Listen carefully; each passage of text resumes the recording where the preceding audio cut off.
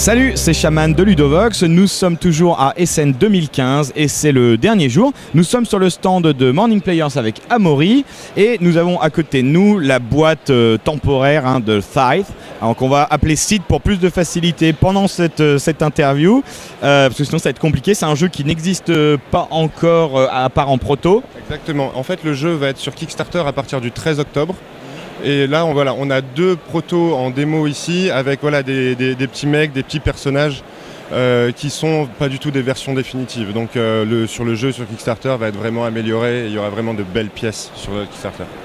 Ok, alors Amaury, est-ce que tu peux nous parler un petit peu du jeu en termes, nous placer, situer le contexte et puis nous dire pour combien de joueurs, quelle durée et éventuellement l'objectif, le style de jeu globalement. Le jeu se joue de 2 à 5 joueurs, donc chaque joueur représente une de ses factions. Et l'idée dans le jeu, avec des parties qui vont être assez longues, autour de 2 heures, 2 heures et demie, c'est qu'on a une usine au centre. L'usine centrale qui, dans les années 20, dans une Europe alternative, Europe de l'Est, a déclenché une grande guerre. Aujourd'hui, tous les territoires sont dévastés et on incarne en tant que joueur une de ces 5 factions qui vont se déchirer pour contrôler les territoires, pour gagner des ressources. Et il va falloir placer ses ouvriers pour produire, pour déployer ses mecs, pour déplacer ses petits ouvriers et déplacer ses personnages pour aller combattre les autres, pour aller produire, etc. etc.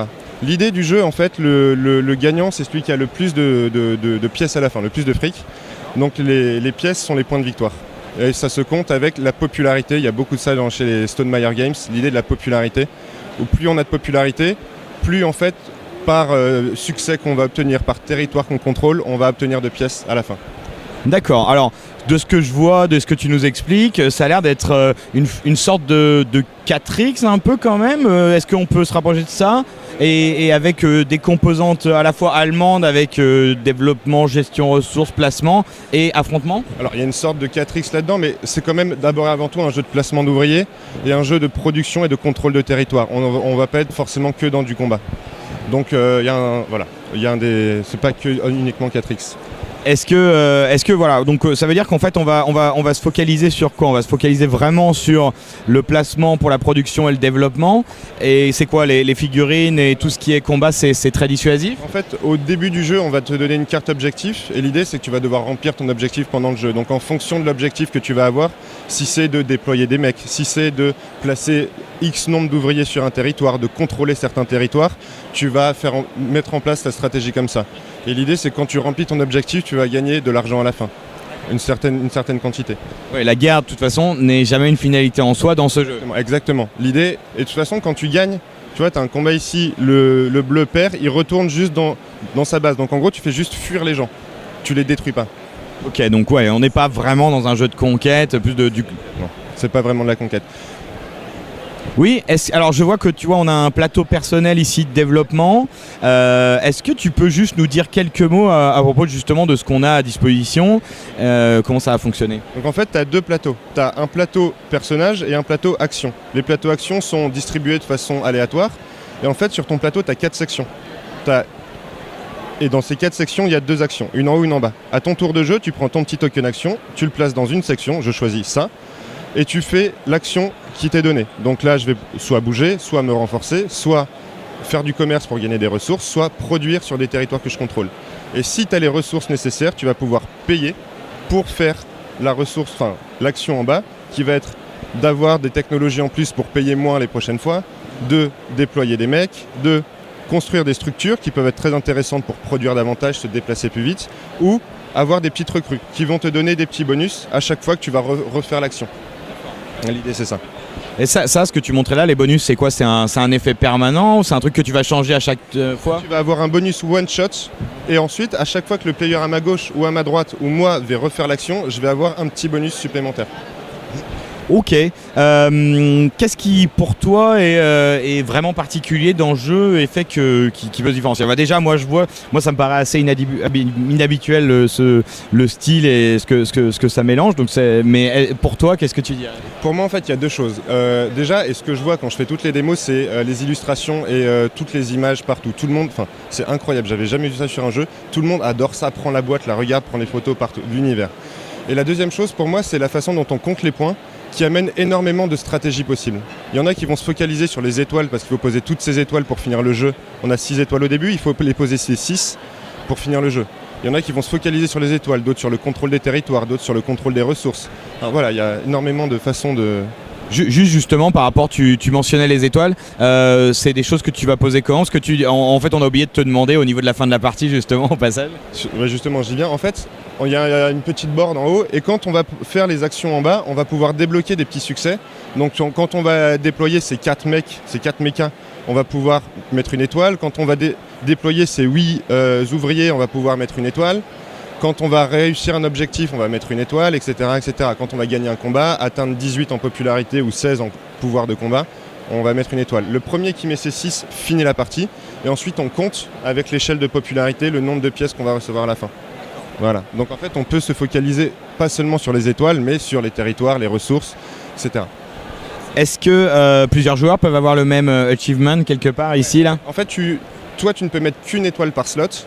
Mais plusieurs joueurs, si moi par exemple j'ai déployé mes 8 ouvriers, je vais pouvoir mettre mon étoile aussi. Voilà. D'accord. Est-ce qu'il y a d'autres choses encore que tu vois qui pour toi rendent le jeu si spécial? Il y a pour moi, spécial en termes de nom, il y a les figues déjà qui sont assez jolies. Il y a l'idée de la façon dont on peut voyager qui est assez spécifique. Tu ne peux pas traverser les rivières et il faut attendre de déployer des mechas pour traverser les rivières. Après il y a tes mechas qui peuvent porter tes petits ouvriers, ils peuvent en porter autant qu'ils veulent, etc. Et après, ce qui est très intéressant, c'est que toutes les ressources que tu as sont sur le plateau de jeu. Tu n'as rien dans une réserve perso, tout est sur le jeu.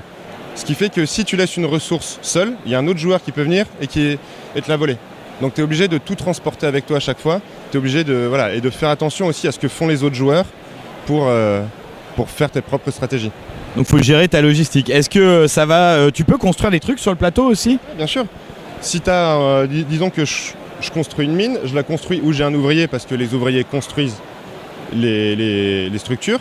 Avec mon petit personnage, je vais pouvoir maintenant voyager dans chacun des petits tunnels. Donc si je la construis sur mon territoire, je peux aller ici et je peux aller partout en fait. Donc quand tu construis tes petites structures, tu as un moulin, une armurerie, un monument et une mine qui t'apportent des pouvoirs différents en fonction de ce que tu construis et où tu le construis. Est-ce que tu es obligé d'amener les ressources nécessaires pour la fabrication jusqu'à l'endroit où tu veux construire? En fait, tu vois, il y a des petits pictos sur les territoires et à chaque fois que tu as un ouvrier dessus et que tu fais une action produire, tu vas produire une unité de la ressource. Et ensuite, tu vas pouvoir les dépenser, donc tu fais tes actions en bas pour construire, donc tu as besoin de bois pour construire, de métal pour faire des mechas. Mais tu as besoin de l'amener jusqu'à... Non, tu n'as pas besoin.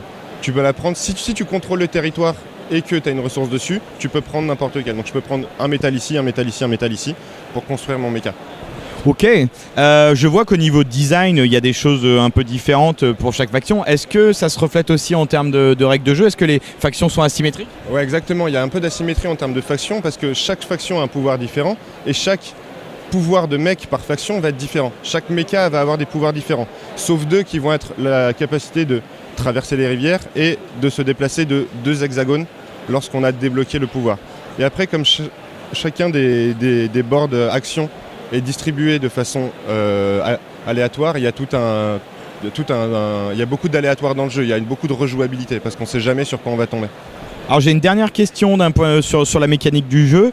Est-ce que le tour c'est quelque chose de classique où chacun fait une action à son tour ou qu'est-ce que c'est que ces petits trous? Est-ce que ça impacte le système d'action? Ça en fait c'est quand il y a un combat, tu vas choisir le nombre de pouvoirs combat que tu veux dépenser. Donc là je vais en dépenser 2, je vais les perdre. Que je gagne ou que je perde. Et après tu peux mettre des cartes combat en plus pour upgrader ton score. Et après en termes de tour de jeu, voilà, on fait les actions les uns après les autres, sauf lorsque tu construis, tu déploies, etc. Lorsque tu fais les actions du bas, l'autre peut commencer son tour, pour garder une certaine dynamique dans le jeu aussi. Parce que ça n'aura pas d'impact forcément direct. Exactement, voilà, exactement. Sauf si tu es en train de construire, si je suis en train de construire, j'en sais rien, le bleu il est en train de construire là, que je suis juste après, je me dis là je vais peut-être... C'est un peu, bon, après... C'est vrai que si tu as un mecha ici et que toi tu es là, tu vas pas forcément construire un truc à côté parce que tu sais que tu vas te le faire détruire assez rapidement. Donc c'est une stratégie plutôt perdante. Ok, donc c'est un jeu qui vient de chez Stegmaier, c'est ça? Stegmaier Games. Et le créateur est Jamie Stegmaier. L'artiste c'est alors Jakub Rosalski. Et donc Stone Meyer Games, je pense que j'en suis sûr, distribution Morning Player, Morning Family pour l'Europe. Et sur Kickstarter à partir du 13 octobre. Donc 13 octobre pour le Kickstarter, arrivée du jeu à peu près pour les gens. Dis-moi s'il y a des dates différentes, anglais-France par exemple. Ça, je ne saurais pas te répondre là-dessus. Merci à toi, Amaury. Merci à vous. Et puis à bientôt sur Ludovox.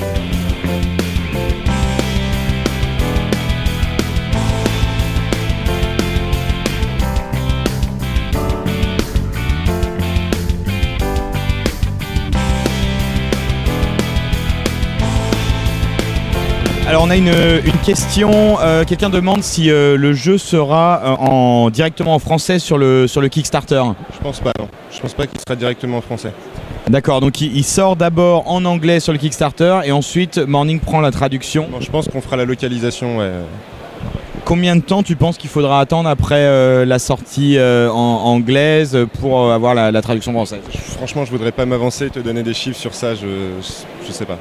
Ok, on posera la question pour des dates, mais donc voilà, la confirmation c'est qu'on a d'abord le jeu en anglais sur Kickstarter et que ça sera après pour la distribution Europe avec Morning qu'on aura les traductions.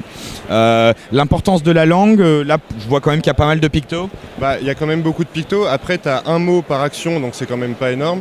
Et après juste quand tu tires une carte, tu vois, tu vas juste avoir 3 options où tu as juste marqué gain, pay ou build, donc en soi t'as pas une importance fondamentale de la langue sur le jeu quoi. Ok.